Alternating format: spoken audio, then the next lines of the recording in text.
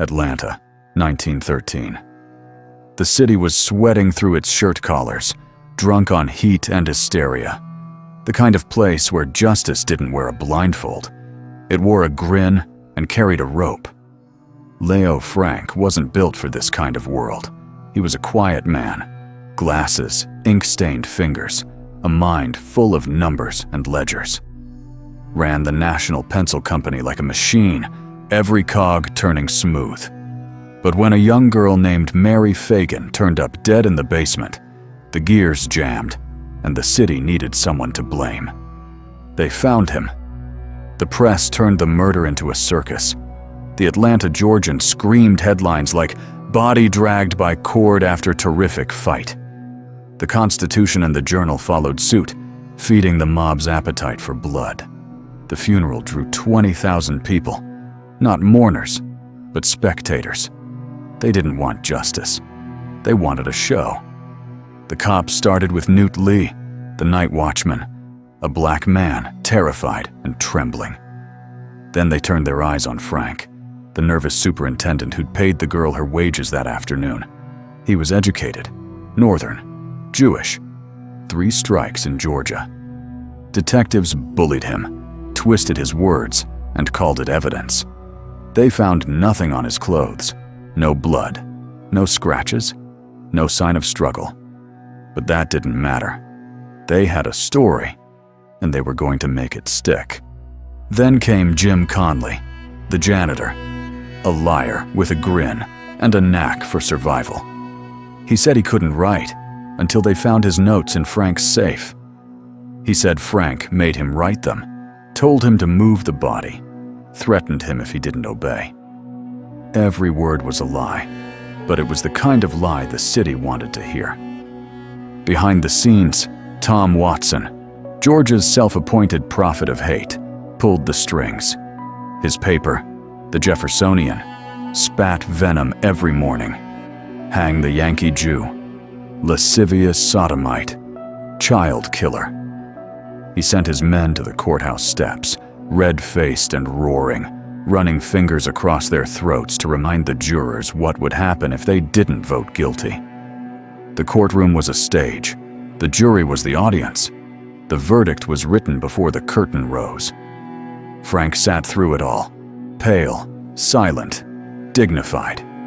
They called him the silent man of the tower. He thought reason would save him. He thought civilization meant something. It didn't.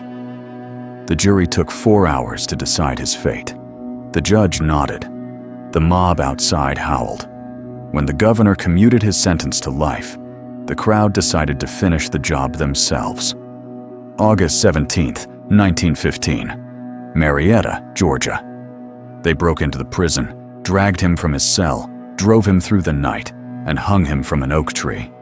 No trial, no appeal, just rope and rage. The newspapers called it justice.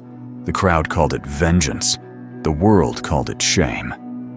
But the story didn't start in that basement, and it didn't end under that tree. It started with a city that couldn't stand the sight of a man who didn't fit their mold. A northern Jew running a southern factory. A man who spoke softly, but carried the wrong name. It started with a press that sold fear by the column inch, and a prosecutor named Hugh Dorsey, who saw ambition in every headline. Dorsey built his case on sand, coerced witnesses, fabricated evidence, and a confession wrung from a liar's throat. He hired Harry Scott, a Pinkerton detective Frank himself had once employed, and turned him into a Judas. Scott pretended to help Frank, then twisted his words into a noose. The trial was a carnival of corruption. The judge, Leonard Strickland Roan, let Dorsey run wild, shouting, sneering, painting Frank as a monster. The jury sat frozen, knowing the mob outside was waiting for their verdict. Every time Dorsey pointed at Frank, the crowd outside roared. Every time Frank's lawyers objected, the judge waved them off. And through it all, Frank stayed calm. He didn't shout, didn't beg. He believed in the system, believed that truth would win. That belief killed him. Conley, the real killer, played his part perfectly. He admitted writing the notes, but said Frank made him do it. He smiled when they called him brave for testifying against his boss. He knew the game. In Georgia, a black man could lie about a Jew and walk away clean. The mob outside didn't care about evidence. They cared about blood. They wanted to see a Jew swing. When the governor, John Slayton, commuted Frank's sentence, the mob turned on him too. They called him a traitor, burned his effigy, and chased him out of the state. Slayton said he'd rather lose his career than send an innocent man to die. He lost both. Frank's wife, Lucille, never stopped fighting. She visited him in prison, sent letters, begged for mercy. When they came for him that night, she didn't know until it was over. They left his body hanging in the dawn light, a warning to anyone who thought justice could stand against hate. Years later, the truth crawled back into daylight. Evidence forged, witnesses coerced, prejudice dressed up as law. Even William J. Burns, the best detective in America, found the case rotten to the core.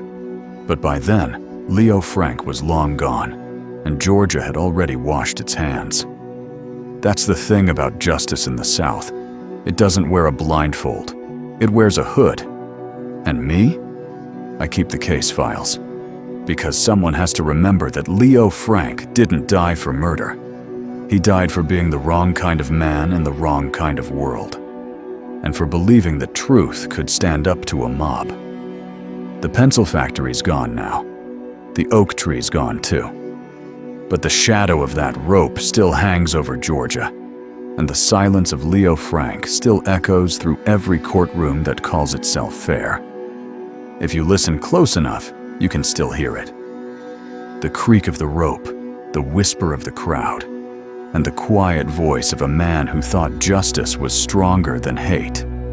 He was wrong, but he was brave.